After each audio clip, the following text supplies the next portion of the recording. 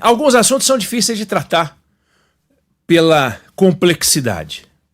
Quando eu digo difíceis de tratar, não porque a gente não consiga tratar, mas porque eles são complexos mesmo. Então, por exemplo, de uma forma geral, o Estado é um patrão horrível, horrível. Porque na estrutura normal de uma companhia privada, você tem o CEO, você tem o conselho de administração, você tem alguns conselhos, alguns comitês, mas é ali que se encerra a relação da companhia. Claro que ela tem relação com os chamados stakeholders, então ela tem relação com os acionistas, com os financiadores, mercado financeiro, né? Você tem relação com os funcionários, você tem relação com os vizinhos, você tem relação com fornecedores, você tem relação com clientes. São os públicos-alvo com os quais uma companhia se relaciona. Mas acima dos donos do capital, não tem nada. Acima do CEO, acima do conselho de administração, quando é uma empresa grande, não tem nada. Às vezes você tem uma empresa que tem o CEO e tem os acionistas e não tem capital em bolsa. Às vezes a empresa, que é o mais comum, não tem esse papinho de CEO, isso é conversa. Tem o dono mesmo, que está lá com a barriga no balcão e tocando o negócio. Mas quando você vai para uma empresa estatal, aí a coisa se complica. Porque acima do CEO, que aliás foi indicado tanto quanto o diretor, em alguns casos superintendentes, tem o ministro e tem os políticos. Então, às vezes, o camarada tem que prestar contas para o ministro. Às vezes, o ministro, um político, indicou um diretor. Aí o diretor responde para o deputado, valida com o deputado a ordem dada pelo CEO, que não pode demitir o diretor, que também, muitas vezes, não é do partido do ministro, que queria colocar na vaga um outro apaniguado, que conseguiu muitas vezes colocar em alguns casos, não conseguiu colocar em outros, que quer mandar em tudo. É uma bagunça. Não é à toa que as empresas estatais, de uma forma geral, são um desastre, e assim no mundo inteiro. No mundo inteiro. Tem estudos extraordinários mostrando o que aconteceu com a privatização no mundo e como a privatização no mundo melhorou brutalmente a qualidade do serviço e a qualidade e o rendimento, mas brutalmente. E aí você tem, no caso dos Correios, e é isso que eu queria falar, uma questão complicada. Os Correios, no Brasil, estão dando prejuízo. É um desastre. É um desastre. Quando você olha os números, é um número pavoroso. O que eles vão pedir agora de empréstimo, e pediram 20 bi, equivale ao que fatura o Correio. Então eles querem tudo que eles faturam num ano num empréstimo. Sendo que eles já devem quase 1 bilhão que eles têm que pagar este ano. E no ano que vem, aliás, eles já têm um prejuízo de 800 milhões de reais, 700 a 800 milhões de reais por mês, hoje atualmente. No ano que vem deve passar de 1 bilhão. E tem que pagar, no ano que vem, 1 bilhão de dinheiro que pegou agora. Quer dizer, é um caos, é um buraco, é um desastre. Aí o que fazer com os Correios? Cada país do mundo deu uma solução. Tem país que privatizou, caso da Alemanha, por exemplo, vendeu para a DHL. Tem países, e o berço do setor privado são os Estados Unidos, que não privatizaram. Os Estados Unidos têm uma empresa de Correios. Aliás, não é uma empresa de Correios. É um departamento do governo, com um detalhe interessante. Esse departamento do governo, ele tem uma autonomia para trabalhar semelhante à do Banco Central. O presidente da República não pode demitir o diretor-geral dos Correios, o Postmaster. Não pode demitir o cara.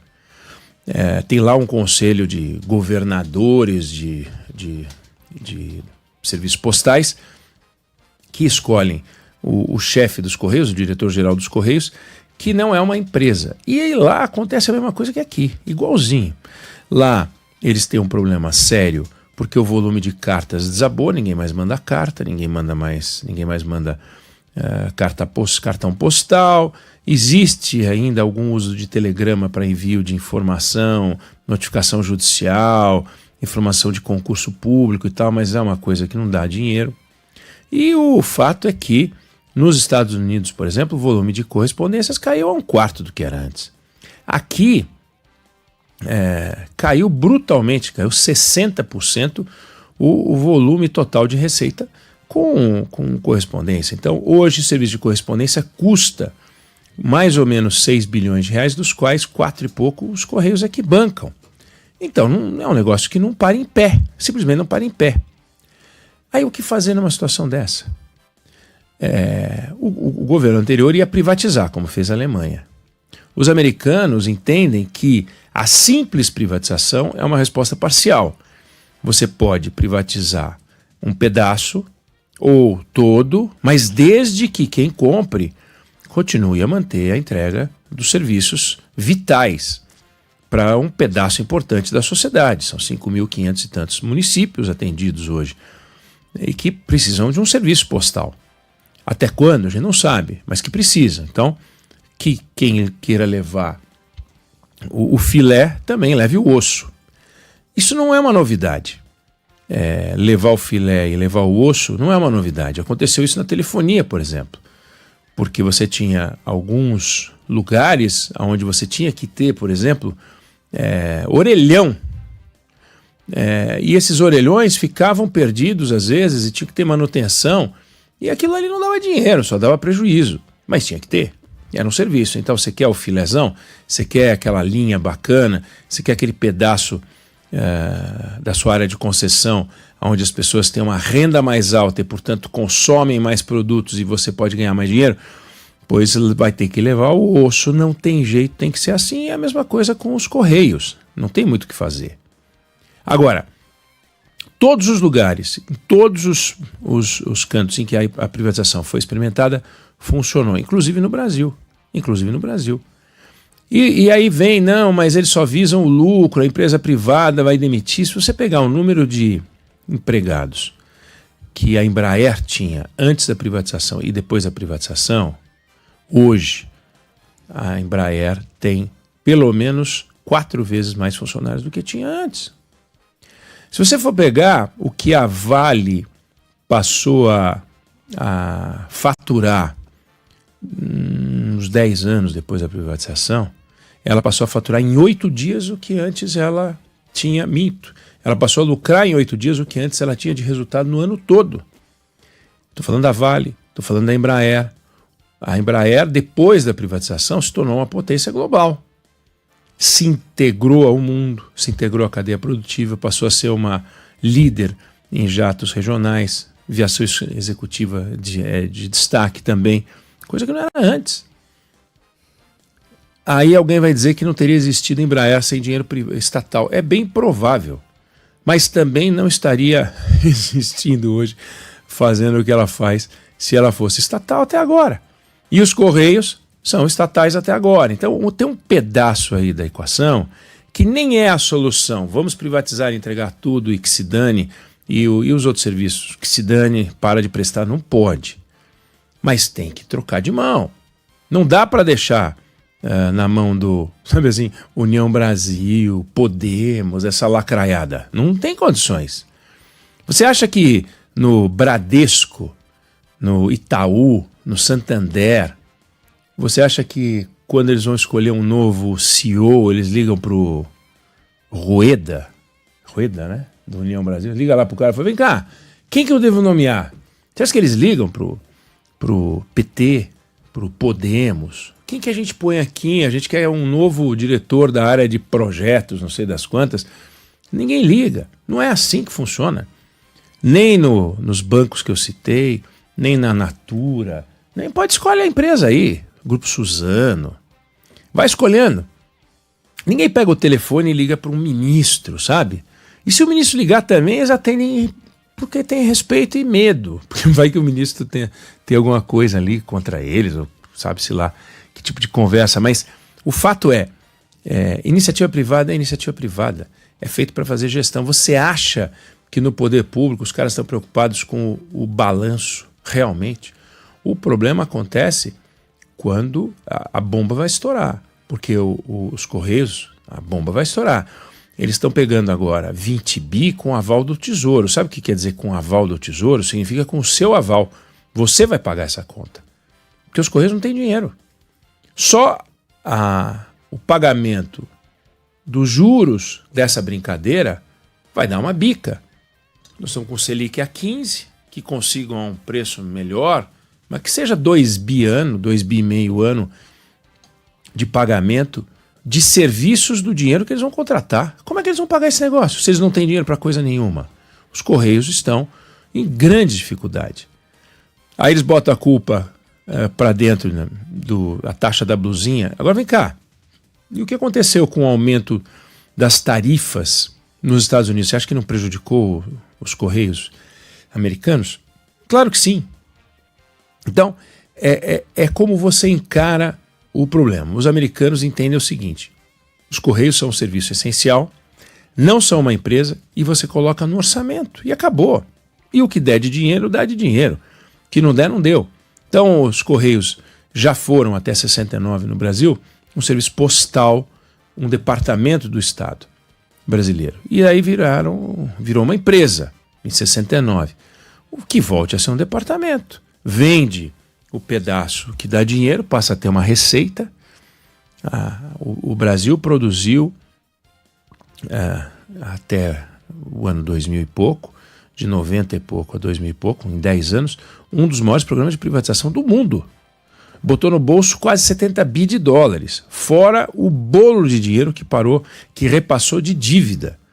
Porque aconteceu isso, né?